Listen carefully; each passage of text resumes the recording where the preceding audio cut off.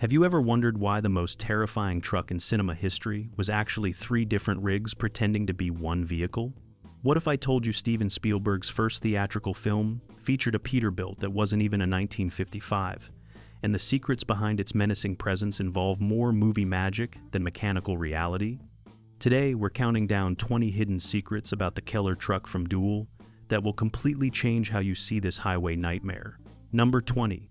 It wasn't actually a 1955. Driver you could see, no lines of dialogue, and yet it might be the most terrifying villain. The terrifying Peterbilt that chased Dennis Weaver wasn't the 1955 model everyone believes. It was actually a 1960 model that had been modified to look older and more menacing. Peterbilt produced relatively few changes between 1955 and 1960, making the deception easy.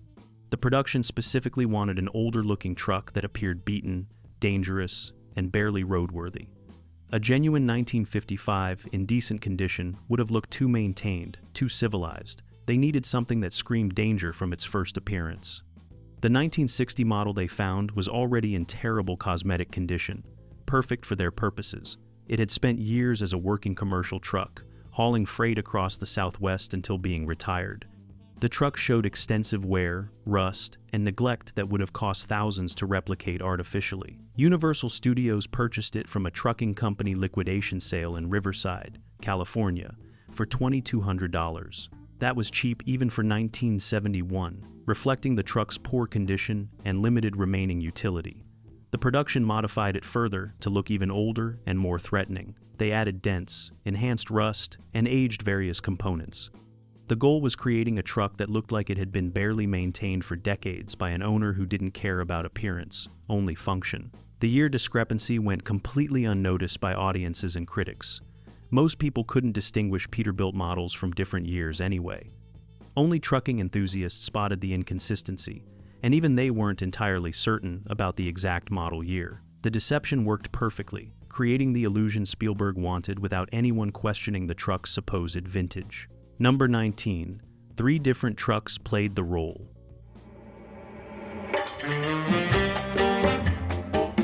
The production didn't rely on a single Peterbilt. They used three different trucks throughout filming, each serving specific purposes. Truck number 1 was the hero vehicle for close-ups in most driving scenes. It received the most detailed aging and weathering treatment. Truck number 2 was the primary stunt vehicle, reinforced for the dangerous climactic cliff plunge. It had a strengthened frame and modified suspension for the impact. Truck number 3 was actually a completely different make and model, a 1967 Peterbilt used for certain wide shots where details wouldn't be visible. The three trucks were never perfectly matched, despite careful efforts. The weathering patterns didn't align exactly. Rust appeared in slightly different locations. The dents and damage weren't identical. Sharp-eyed viewers can spot these differences throughout the film, though most people never notice. The production kept the trucks visually consistent enough that casual observation suggested one vehicle. The hero truck accumulated the most screen time, appearing in probably 70% of shots. The primary stunt truck handled all the aggressive driving and near-miss sequences. The third truck filled in when neither hero nor stunt truck was available. Managing three trucks created logistical headaches. They couldn't all be on location simultaneously because of transportation costs. The production would use whatever truck was available for scheduled shots, then adjust filming plans if specific trucks weren't accessible. This flexibility kept production moving, but created continuity challenges during editing. The multiple trucks also reflected Spielberg's growing understanding of film production. He learned that backup vehicles prevent disasters when primary equipment fails. That lesson served him throughout his legendary career. Number 18. The tanker trailer was added for menace. The original Peterbilt tractor didn't come with that rusty tanker trailer. The production added it specifically to increase the truck's threatening appearance. A tractor alone, while large, doesn't create the same overwhelming presence as a tractor-trailer combination. The massive tanker behind the cab made the truck look unstoppable, like a metallic beast with devastating mass. The production sourced a used gasoline tanker trailer from a petroleum company going out of business. The trailer was genuinely old, dating from the late 1940s. It had been retired from service because of extensive corrosion and failing structural integrity. The rust wasn't artificially created for the film. It was real deterioration from decades of hard use carrying flammable liquids. The production company bought it for $800, cheap because it was no longer safe for actual petroleum transport. The tanker's condition was so poor that it couldn't legally carry any liquid cargo. The weight would have caused catastrophic structural failure, so they left it completely empty during filming, which created unexpected problems. Empty tankers are lighter and handled differently than loaded ones. The lack of weight made the trailer bounce and sway excessively during driving scenes. Stunt drivers had to adapt their techniques to compensate for the erratic handling. The production added steel weights inside the tanker, bolting heavy plates to the frame. This improved stability slightly, but never made it handle like a properly loaded tanker would. The empty trailer also created dangerous situations during hard braking. Without weight keeping it planted, it would try to jackknife or push the tractor forward. Several near accidents occurred before drivers fully understood the handling characteristics. Number 17. Carrie Lofton did all the truck driving. Camion. The mysterious trucker terrorizing Dennis Weaver was never shown clearly on camera, maintaining anonymity throughout the film. But behind the wheel for every shot was legendary stunt driver Carrie Lofton. Lofton was already a Hollywood legend by 1971, having worked on countless action films. His driving skills were unmatched in the industry. He could make vehicles do things that seemed impossible, threading through tight spaces at high speeds with millimeter precision. Spielberg specifically requested Lofton for Duel. Knowing the film's success depended entirely on spectacular driving, Lofton had to make the Peterbilt perform like a predator stalking prey, not just a truck on a highway.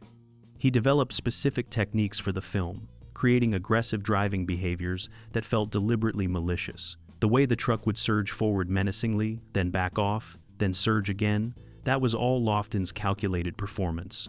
He'd vary throttle pressure, creating a stalking rhythm that built tension.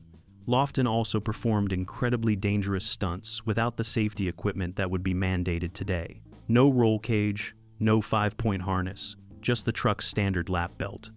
The cliff plunge finale particularly terrified everyone involved. Lofton had to aim the truck precisely at a specific point, bail out at the last possible second, and trust that momentum would carry the truck over the edge. He nailed it on the first take, leaping from the moving truck just before it plunged. Spielberg was so impressed that he worked with Lofton on several subsequent films. The director credited Lofton's driving as essential to Duel's success, making the truck feel like a living, malevolent entity, rather than just machinery. Number 16. The truck's face was deliberately designed. Steven Spielberg and cinematographer Jack Marta deliberately composed shots to make the truck's front end look like a malevolent face. The two round headlights became eyes. The grille became a mouth full of chrome teeth. The hood ornament and mirrors suggested facial features. Every shot was carefully framed to emphasize this anthropomorphic quality. Spielberg studied the truck extensively before filming, photographing it from dozens of angles. He identified which perspectives made it look most threatening and face-like. Those became the preferred camera positions used throughout the film. The weathering and rust patterns were strategically enhanced to reinforce facial characteristics. Dark rust streaks below the headlights suggested bags under tired, malicious eyes. Grime patterns on the grille looked like a snarl. Even the dents were positioned to suggest expression, battle damage that gave the truck character and history. Marta used specific lighting techniques to deepen the facial illusion. Low-angle sunlight created shadows that defined the grille's teeth-like appearance. Harsh midday light made the headlights glint like predatory eyes tracking movement. The cinematography transformed machinery into a character without ever showing the human driver clearly. This visual strategy influenced decades of subsequent films featuring vehicles as antagonists. Christine, Maximum Overdrive, and countless others borrowed the technique of making vehicles appear alive through anthropomorphic framing. But Duel pioneered the approach, proving that careful cinematography could make audiences believe a truck had malevolent consciousness. The face-like appearance worked so effectively that many viewers remember the truck having actual facial features that weren't literally present. Their brains interpreted the mechanical components as a face because Spielberg's framing suggested it so strongly. Number 15. The exhaust pipes were deliberately rusted and leaking. Those massive vertical exhaust stacks weren't just weathered for appearance. They were deliberately made to leak smoke and fumes at specific points to increase the truck's menacing presence. The production drilled small holes in strategic locations along the pipes, allowing diesel smoke to escape dramatically. This created the illusion of a poorly maintained vehicle belching pollution, adding to its threatening character. The holes were positioned to maximize visual impact without compromising engine performance. Smoke would leak near the base, creating a halo effect around the truck. Additional holes higher up made plumes trail behind during acceleration. The leaking exhaust also created sound effects that microphones captured naturally. The hissing and whistling of escaping pressure added auditory menace to the visual threat. The modified exhaust system created unexpected problems during filming. The leaking smoke would drift into the cab, making it difficult for Kerry Lofton to breathe during long takes. He'd emerge from driving sequences, coughing, and eyes watering from diesel fumes. The production provided a respirator, but Lofton refused to wear it. He claimed it restricted his breathing too much during the physical exertion of wrestling the heavy truck. The exhaust modifications also increased fuel consumption dramatically. The engine had to work harder to maintain power with the compromised exhaust system. They burned through diesel at nearly twice the normal rate. The production budget for fuel alone exceeded initial estimates by several $1,000s. But the visual and auditory impact was worth the expense and discomfort. The smoking, hissing exhausts made the truck seem barely functional, yet unstoppable. A mechanical monster held together by malice rather than proper maintenance. Number 14. The windshield was deliberately dirtied to hide the driver. Maintaining the driver's anonymity was crucial to the film's psychological impact. The production went to extreme lengths, ensuring audiences never clearly saw who was behind the wheel. The windshield received special treatment, being deliberately dirtied with a specific mixture. The prop department created a formula using motor oil, road dust, and dried mud. This combination allowed light to pass through for the driver to see, but created enough distortion to obscure facial features from outside. The mixture was applied in irregular patterns, suggesting years of accumulated grime from someone who never cleaned their windshield. The application required constant maintenance throughout filming. Rain scenes would wash away the carefully applied dirt, requiring immediate reapplication. Hot California sun would bake the mixture, changing its consistency and appearance. Between every take, crew members would check and adjust the windshield treatment. The inside of the windshield also received treatment, though more subtle. A light film of cigarette residue and smoke stains was applied, suggesting a chain-smoking driver who never rolled down windows. This interior treatment added depth to the obscurity when cameras shot from certain angles. Dennis Weaver later revealed that he never actually saw the stunt driver clearly during filming. Even standing next to the truck between takes, he couldn't make out facial features through the treated windshield. This added to his genuine nervousness during filming, not knowing exactly where the driver was looking or what he might do. The anonymity wasn't just for audiences, it affected the actor's psychological state, making their fear more authentic on camera. Number 13. It used a non-standard horn for psychological effect. That distinctive aggressive horn blast wasn't the Peterbilt's original horn. The production replaced it with a custom horn assembly designed specifically for maximum psychological impact. Standard truck air horns were too musical, too normal sounding. Spielberg wanted something that sounded angry, almost animal-like. The sound department sourced train horns from a locomotive salvage yard. These were larger, louder, and more aggressive than standard truck horns. They installed two train horns in tandem, slightly detuned from each other to create an unsettling dissonance. When both sounded simultaneously, the beating frequencies created an almost painful auditory assault. The custom horn system required a larger air compressor than the truck normally carried. They installed a secondary compressor from a semi-truck, giving enough air pressure to blast the train horns repeatedly without depleting the tank. The installation took 3 days and cost nearly $1,000, significant money for a single sound effect. But the impact justified the expense completely. Test audiences responded viscerally to the horn, showing measurable stress responses when it sounded. Heart rates increased, people tensed visibly, the horn triggered genuine fight-or-flight reactions. Spielberg recognized this psychological weapon and used it strategically throughout the film. The horn became the truck's voice, expressing aggression and dominance without words. The aggressive horn influenced sound design in subsequent thriller films. Filmmakers learned that carefully designed sounds could manipulate audience psychology more effectively than visual effects alone. The Duel horn pioneered using audio as a psychological weapon, creating fear through sound that lingered even after the truck left the screen. Number 12. The rust was chemically enhanced, then sealed. That extensive rust covering the truck wasn't entirely natural. While the vehicle had genuine corrosion from years of use, the production dramatically enhanced it using chemical treatments. The special effects team applied acidic solutions that accelerated oxidation, creating rust patterns in days that would naturally take years. They used muriatic acid diluted with water, brushing it onto strategic areas. The acid would eat through paint and begin corroding the metal underneath almost immediately. They'd control the process by neutralizing the acid with baking soda solution once desired rust levels appeared. The enhanced rust was then sealed with clear matte coating to prevent it from progressing during filming.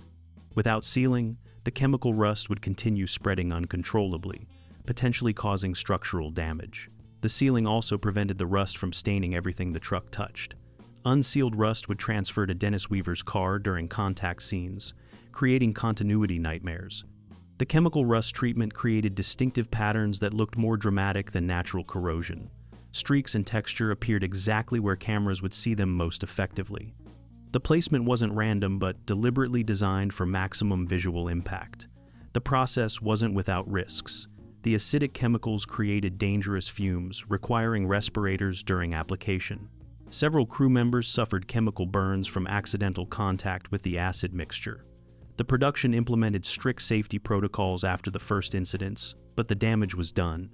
The enhanced rust became one of the truck's defining visual characteristics, making it appear ancient and barely roadworthy. Audiences assumed decades of neglect created that appearance, never suspecting it was artificially enhanced in just a few days before filming began. Number 11. The cliff plunge used a dummy engine. The spectacular finale, where the truck plunges off a cliff, required careful planning to avoid wasting the expensive hero vehicle. The truck that went over the edge was the stunt vehicle, but even that was too valuable to destroy completely. The production removed the actual Caterpillar diesel engine beforehand, replacing it with a dummy engine made from concrete and scrap metal. The dummy weighed approximately the same as the real engine, maintaining proper weight distribution for realistic tumbling during the fall. But it cost only a few $100s to fabricate instead of thousands for a real engine. The engine swap took 2 full days, requiring disconnecting everything and removing the genuine motor. The dummy was painted to look identical to the real engine from external views. Cameras wouldn't see inside the engine bay during the plunge, making the deception unnecessary to maintain. The production also drained all fluids to prevent environmental contamination and fire hazards. No diesel fuel, no motor oil, no hydraulic fluid, nothing that could ignite or pollute. The truck that plunged was essentially an empty shell with a concrete weight where the engine should be. This created some handling challenges, getting the truck into position for the stunt. It was harder to control without a functioning engine, requiring it to be pushed and positioned carefully. Kerry Lofton had to build enough momentum during his final driving stint to ensure the truck would reach the cliff edge after he bailed out. The trajectory had to be perfect because there was no engine power to make corrections. The plunge was captured on the first take, fortunate because recovering the truck afterward for a second attempt would have been nearly impossible and certainly not worth the expense. Number 10. Dennis Weaver never met the stunt driver. Steven Spielberg made a deliberate decision that enhanced the film's psychological tension. Dennis Weaver was never allowed to meet or interact with Kerry Lofton throughout the entire production. Spielberg wanted Weaver's fear and confusion to remain genuine, not diluted by familiarity with the person behind the wheel. Weaver and Lofton were kept completely separated between takes. When one was on set, the other was in a different area. They ate meals at different times and never crossed paths in the production office. Weaver later said this isolation genuinely unnerved him during filming. He'd see the truck approaching in scenes and have absolutely no idea what the driver might do. The unpredictability wasn't acting, it was real uncertainty. He couldn't anticipate Lofton's moves because he'd never discussed them or established any rapport. Lofton was equally kept in the dark about Weaver's specific reactions and improvisations. This created authentic spontaneity in both performances. Neither actor knew exactly what the other would do, forcing genuine reactions rather than rehearsed responses. The separation extended beyond just the filming days. At wrap parties and production meetings, they were scheduled at different times. Spielberg maintained this wall between them obsessively. Some crew members thought it was excessive, but Spielberg insisted the psychological authenticity was essential. The two men finally met months after filming Wrapped. At the film's premiere, Weaver admitted feeling genuinely nervous meeting Lofton for the first time, still associating him with the terror he'd experienced during production. Lofton found the whole situation amusing, having no idea Weaver had been so affected by their separation.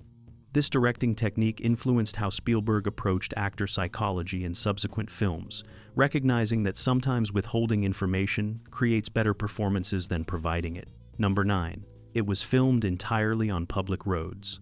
Unlike modern productions that close highways for filming, Duel was shot almost entirely on active public roads with real traffic. The minuscule television movie budget couldn't afford proper road closures or controlled filming environments. They had to work around actual civilian vehicles, incorporating real traffic into scenes whenever possible. This created genuine danger during every driving sequence. Real drivers had no idea they were part of a film production. They'd see the aggressive truck and genuinely fear for their safety. Several motorists called highway patrol, reporting a dangerous truck driver, not realizing they were witnessing controlled stunts. The California Highway Patrol eventually caught on and started monitoring the production.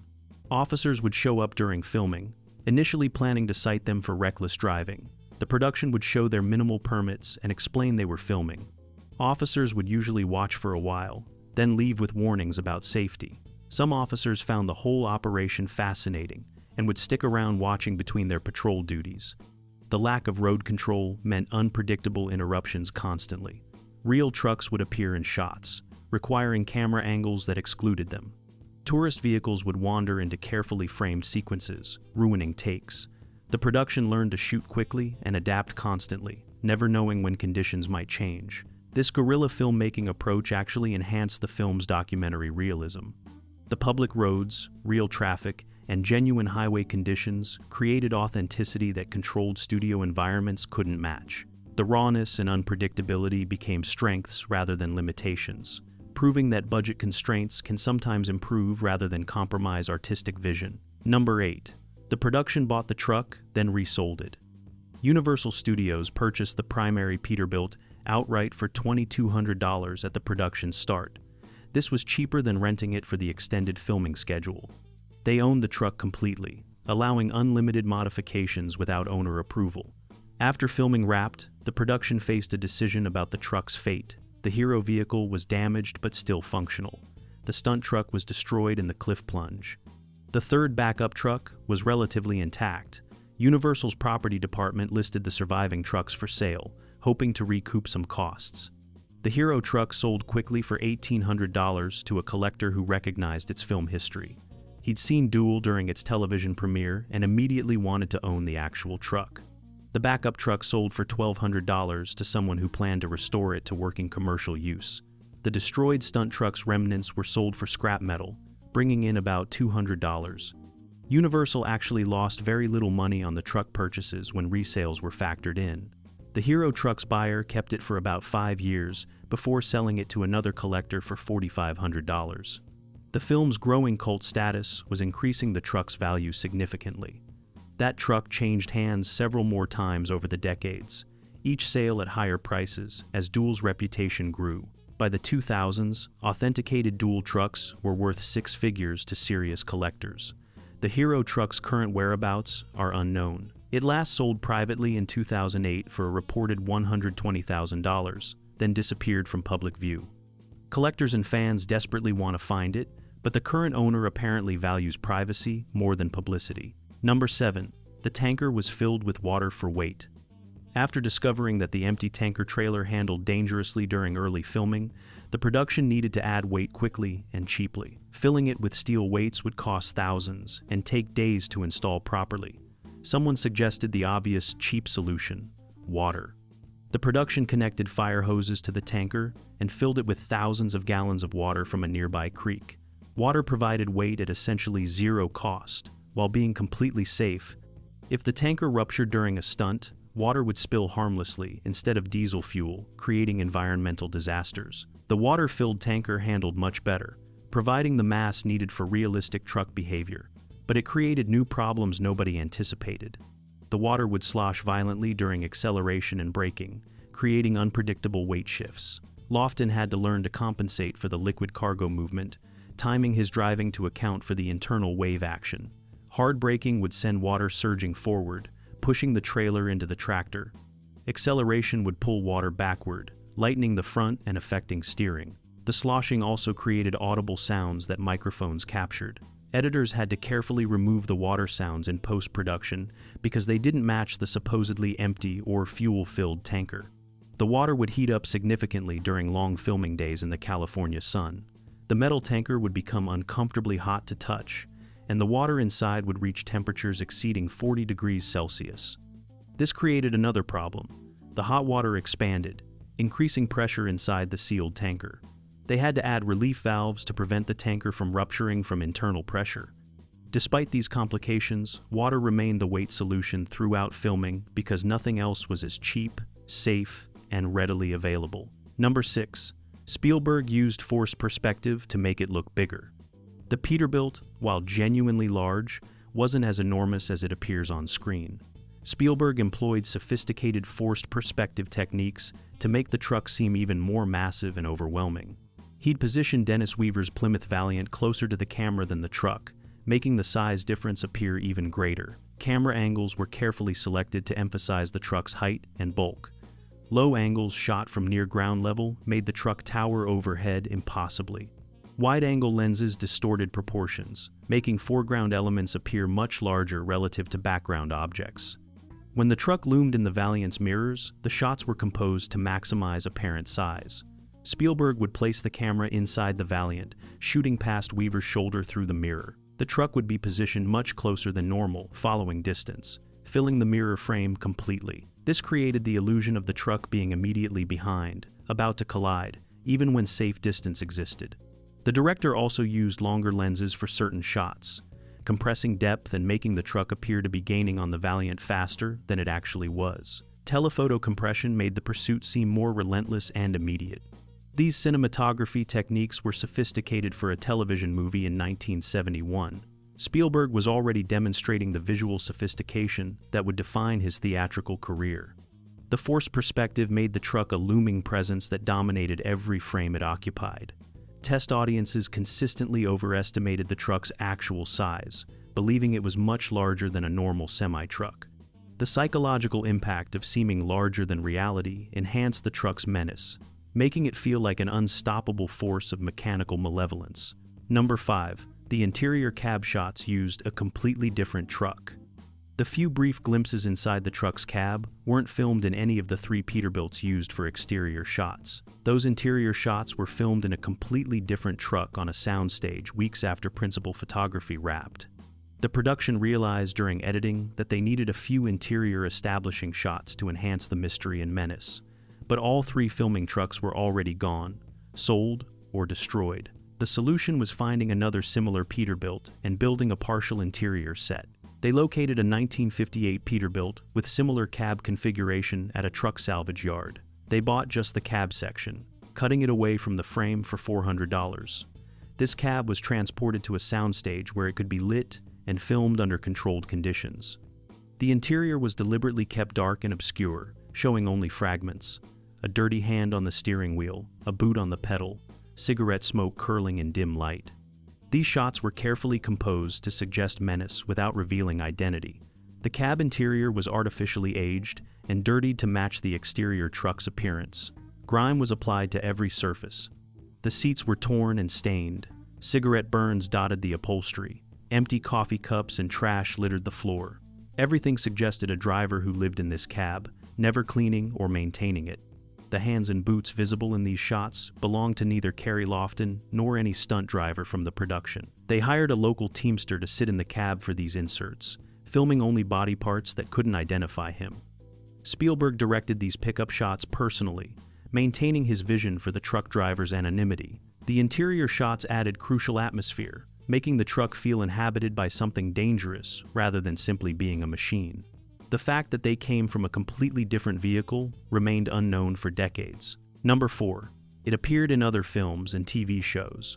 It appeared in numerous other productions throughout the 1970s, often playing similar menacing roles. The truck became a working Hollywood vehicle, rented out for productions needing dangerous-looking big rigs. It appeared in episodes of Emergency, Adam 12, and Chips, usually as background vehicles or minor threat elements. Directors would specifically request it because of its distinctive, weathered appearance. The truck required no preparation or aging. It already looked perfectly beaten and threatening. For some productions, owners would actually remove some of the rust and weathering, making it look less distinctive so it wouldn't be recognized from Duel. But the basic proportions and configuration remained identifiable to sharp-eyed viewers. The truck's most significant post-Duel appearance was in The Devil's Reign from 1975, where it played a cult member's vehicle. The production re-weathered it slightly and changed some details, but the distinctive Peterbilt was clearly recognizable. Throughout these appearances, various owners maintained the truck in running condition. It remained a functional working vehicle, not just a static display piece. This practical use actually helped preserve it, keeping mechanical systems exercised and preventing the deterioration that affects stored vehicles. By the 1980s, the truck's film pedigree was well known enough that productions specifically sought it for nostalgia value. Direct-to-video movies and low-budget productions would rent it as a selling point, advertising that they used the actual Duel truck. The truck earned steady income for its owners while maintaining its legendary status, an unusual fate for a movie vehicle that remained working equipment rather than becoming a museum piece. Number 3. The original ending was much more graphic. Spielberg originally filmed a much more graphic ending than what appeared in the final cut. The original version showed the truck plunging over the cliff, then cut to the wreckage at the bottom with flames and extensive destruction visible. The production even filmed a shot suggesting the driver's body in the wreckage, though carefully obscured and not clearly shown. Test audiences responded extremely negatively to this graphic ending. Many felt it broke the film's psychological tension by providing too much concrete resolution. The mystery and menace evaporated once the truck was shown definitively destroyed with a human victim visible. Spielberg recognized the problem immediately. He re-edited the ending to cut away as the truck plunged, showing Dennis Weaver's reaction instead of the impact. The new version let audiences imagine the destruction rather than showing it explicitly. This change proved far more effective. The imagination creates more powerful images than explicit footage ever could. By not showing the final destruction, Spielberg left lingering unease. Did the truck really die? Could it somehow survive? The ambiguity was more frightening than certainty. The deleted graphic footage still exists in Universal's archives. It's been shown at film studies, seminars, and Spielberg retrospectives, allowing audiences to compare the two endings. The consensus is unanimous that Spielberg made the right choice. The Restrained ending is far more powerful and satisfying. The original graphic ending would have diminished the film's impact significantly. This early lesson in the power of restraint and suggestion influenced Spielberg's approach to horror and tension throughout his career. He learned that what you don't show is often more effective than what you do show, a principle he'd employ masterfully in Jaws 4 years later. Number 2. The truck sounds were mostly fake. That distinctive aggressive engine roar wasn't the actual Peterbilt's Caterpillar diesel engine. The production recorded the real truck's sound, but it wasn't menacing enough for Spielberg's vision. Diesel engines, while powerful, produce a relatively smooth mechanical sound that lacks dramatic aggression. The sound design team created the truck's audio personality through extensive post-production work. They layered multiple recordings from different vehicles. A Mack truck provided the deep rumble. A Detroit diesel contributed the distinctive engine brake sound. They even used recordings of a vintage tractor for certain low-rev grumbling. The transmission sounds were enhanced with recordings from a city bus, which had more aggressive gear whine than the actual Peterbilt. The Jake brake, that distinctive compression release sound, was recorded from a completely different truck weeks after filming wrapped. The air brake releases were enhanced with compressed air sound effects to make them sound more aggressive and mechanical. Even the horn, despite being replaced with train horns on the actual truck, received additional audio enhancement in post-production. They added echo and reverb to make it sound larger and more ominous. The layered sound design created an audio character that was more monster than machine. Every sound was carefully chosen and mixed to enhance menace. The result was so effective that real truckers often comment that the Duel truck sounds wrong, but can't quite identify why. Their professional ears recognize the sounds don't match what a real Peterbilt should produce. The fake audio became as iconic as the visual appearance, creating an oral signature that's been imitated in countless subsequent films featuring threatening trucks. The sound design work on Duel established techniques that became standard practice for creating menacing vehicle sounds in cinema. Number 1. It sold for over $200,000. In 2013, what was authenticated as the hero Peterbilt from Duel appeared at auction for the first time in decades. The truck had been carefully preserved by its private owner, who'd kept it out of public view since 2008. Barrett Jackson Scottsdale hosted the auction, expecting strong interest but uncertain about final value. Pre-auction estimates suggested $80,000 to $120,000, already substantial for what was essentially a modified vintage truck. When bidding opened, multiple serious collectors immediately jumped in. The price climbed rapidly through the estimates, passing $150,000, while several bidders remained active. At $175,000, only 2 bidders remained locked in determined competition. These weren't casual fans, but serious collectors with deep resources, both absolutely determined to own this piece of cinema history. The bidding continued in $10,000 increments: $185,000, $195,000, $205,000. The room was completely silent except for the auctioneer's voice. Finally, at $237,000, the hammer fell. The winning bidder was a private collector who requested anonymity but reportedly owned an extensive collection of movie vehicles. The price shattered all predictions and established the Duel truck as one of the most valuable movie vehicles ever sold. That $2,200 purchase by Universal Studios in 1971 had appreciated over 10,000%. The sale vindicated collectors who'd preserved movie vehicles, despite ridicule from those who saw them as worthless props. The Duel truck proved that culturally significant vehicles transcend their utilitarian origins, becoming art objects worth more than most exotic sports cars, despite being fundamentally just a working commercial truck that happened to terrorize Dennis Weaver on California highways. The 1955 Peterbilt 281 from Duel remains one of cinema's most terrifying vehicles, and these hidden secrets prove that Steven Spielberg's genius emerged fully formed, even in his first theatrical release. From multiple trucks to fake sounds, from chemical rust to six-figure valuations, this wasn't just a villain vehicle. It was a character, a presence, a force of mechanical malevolence that launched Spielberg's legendary career by proving that sometimes the most terrifying monster never shows its face. The anonymous truck driver concept influenced thriller filmmaking for decades, demonstrating that mystery and suggestion create more fear than explicit revelation ever could. If you enjoyed these secrets, smash that like button and subscribe for more automotive legends and Hollywood mysteries. Drop a comment telling us which fact shocked you most. Did you know about the multiple trucks? Were you surprised by the fake sounds? Let us know. And we'll see you in the next video where we uncover more secrets hiding in cinema's greatest vehicles.